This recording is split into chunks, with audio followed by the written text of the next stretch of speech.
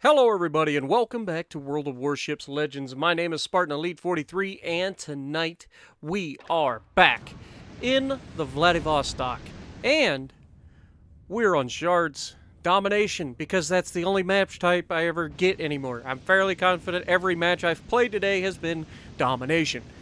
So hopefully you guys had a good weekend. I kind of took it easy this week. I'm not going to lie, I didn't record any other series. I was trying to get a video for Ultimate Admiral Dreadnoughts, and I screwed up the recording 4 times and said, screw it, I'm done. I'm passing it up for now. I'll get back to it eventually. I just ran out of time this weekend because I was lazy. Anyway, we are going to push up into A. Now, it's going to get crazy, so hopefully you guys are ready. We're in for a heck of a fight. But hopefully you guys will see just what this thing is capable of when you don't go broadside. Because if you don't go broadside, this thing is very, very capable of absolutely punishing the enemy team. But if you go broadside, you're going to catch punishment in return. Hello, Gneisenau. How you doing? Appreciate you going broadside for us, so we're going to go ahead and throw that out there. Luckily for him, he decides, we won't go full broadside. But he's still going to take a pretty significant hit. 5,600 damage is nothing to sneeze at, and it's pretty early to lose that much health. So we're going to keep pushing up. Now, he's going to take himself completely out of the play. If you're on the enemy team, or on the enemy spawn, like you see that side of the map, don't go behind the islands, guys. You do that, you take yourself out of the fight for so long. By the time that you get to the point where you can engage people, you kind of screw yourself and your team. So definitely don't do that. Now, the Vanguard just got touched once, and if that wasn't enough, he's about to get touched again. Pow! Oh, come on! What was that? What was that? Darn it. Now, I've seen a couple people say, hey, Spartan, you need to work on making sure you know what your rear guns are doing and stuff, because a lot of times you have shots with your rear guns, but you're just so focused on what you're doing that you don't end up getting those shots. Now, that being said, I do agree, but I do try to do that quite a bit, and that is some horizontal dispersion if I ever saw it, and we do actually get a Citadel that time on the Vanguard. He's got to be loving life right about now. And then we get Le Terrible here, who just starts firing his guns 7 kilometers out, broadside on to everybody. We are angled as best we can towards the battleships, but I want to get all the guns to fight in this Le Terrible because we need to get him off the board. And now I know I'm shooting armor piercing at him, but I don't know when he's going to smoke up, or actually I don't think he gets smoked, does he? Le Terrible I don't think gets smoked. So he's just stuck. So definitely not a position you want to find yourself in, especially given the fact that I know torpedoes are likely to be en route. So we're going to go ahead and, oh my god, Gneisenau just proved me wrong. He just showed up around the corner and is playing in the gap to my right, which is not preferable because that is the one side that I can't really do anything about at the moment. But I don't have a choice. I have to shoot Le Terrible. Now you can see I'm not the only one shooting him. We're all shooting at him, me and the other battleship. And now you can see all of this coming my way, which is to be expected.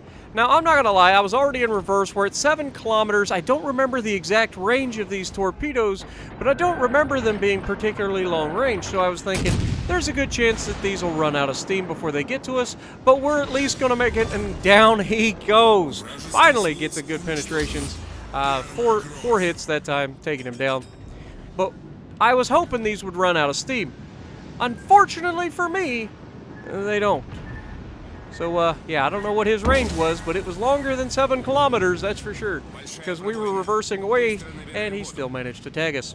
Now, Gneisenau, instead of staying in this gap where he actually had an advantage, had us in a crossfire, not a whole lot I can do, he just keeps sailing straight. And what that does is it takes him out of being a threat for me. That is not good dispersion. Oh my god. But with that being said, now that we know he's going to come up behind us, we can start moving forward, get some space between us and the torpedo threat. You know what I'm saying? So, and this will also allow us to be a little more aggressive on these 2 battleships that are just being so generous at giving us all of the beautiful positions that they are just begging for right now, and that is a lot better grouping. So much better shot. Another Citadel. Down goes the Vanguard for our 2nd kill of the game. But wait, guys, there's more. Gneisenau is just about ready to come around the corner, so we're going to get ready for a nice surprise attack on him. But we're not going to go full broadside. We're going to just use our guns enough to, or use our angle enough to get the guns on board. We don't want to go full broadside to him. But if we can manage to catch him flat broadside to us, it's going to hurt him something fierce. Now, the enemy just lost their Vladivostok. He got torped to death, so that's good. But, hello, Gneisenau. How you doing? Hold these. Pow! Punched him in the mouth. No citadels, unfortunately, but, again, we know that the Gneisenau is very difficult to citadel nowadays. It's very, very tanky. So, not surprising to not get a citadel there. But there's a Jervis over here who has been pounded pretty hard, launching torpedoes at us instead of the other battleship. Everybody's shooting at him, and then my secondaries get in range to actually shoot at him, and down goes the Jervis for our third kill and our first close quarters battle. Now don't worry, there's more where that come from. We're going to get another close quarters battle, which is the first time I've ever gotten multiple close quarters in a single match, I think. I don't remember ever doing that before. But either way, Richelieu poses a significant threat. We do not want to go flat broadside to him, but he kind of derps his shot here, and then we're going to try to shoot at his guns, because from this angle, that is where I get the most damage, whether it's knocking out his guns or just the fact that we're able to just get damages through the superstructure, and that's it. Now, Colorado is not paying much attention. He's backing out into me, which is not preferable, and there's a Hipper getting ready to torp us from around the corner, which is definitely not preferable.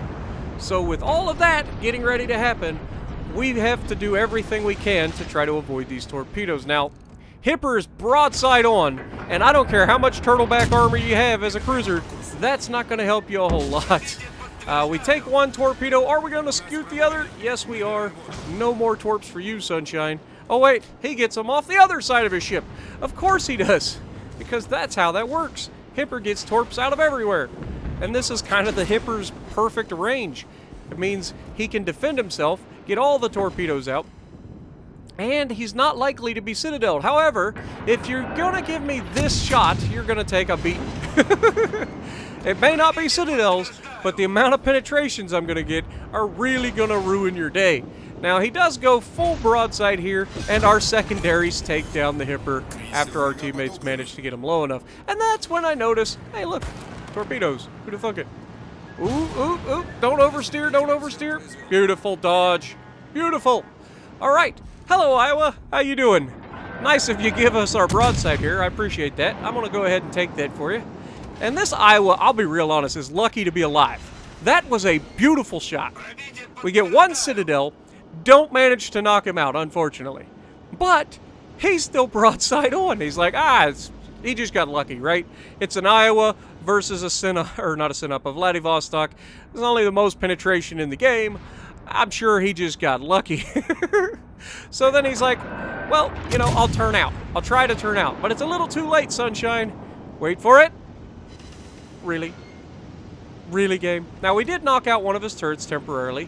He does fire back at us. You can see it's inconsequential. Doesn't really do any damage to us. But he's about to run into the edge of the map. There's a whole mess of torpedoes heading his direction, which means he's likely to turn broadside one last time and give us the perfect shot. Come on, baby. Shot out. And wait for it. Pow! 24,900 damage. Unfortunately, not able to seal the deal, but he does not take the torpedoes. He manages to survive, and that means that we are about to... God bless America. Really? You gonna take out my guns? And then, of course, the Jean Bart behind me finishes him off. I take all the damage, and then he gets the glory. Unfortunate, because that was our Kraken, but there's a Richelieu over here. Just begging for it, broadside onto us. And so we're going to try to get our sweet spot. Now, I'll be honest, the French battleships troll me quite a bit when I'm trying to citadel them. I know what I need to do, where I need to aim, but they do tend to troll me on where I need to citadel them. Now, I'm not going to lie, I'm aiming a little low, but We do get a pretty disgusting hit. 5 full penetrations, but no citadels, and he lives just long enough to get away to the team and allow them to burn/torp him down before we get loaded. Unfortunately, missing out on our Kraken by just a little bit. But 189,000 damage done, 4 citadels, 4 kills, 2 close quarters, 1 Confederate, and 1 high caliber. Not too bad. Oh, we also got... Actually, we didn't get the high caliber. Yeah, we did. High caliber, the Confederate First Blood, and 2 close quarters. So if you like what I'm doing, punch the like button, leave a comment below, subscribe to the channel if you haven't already, and as always, I will see you in the next video.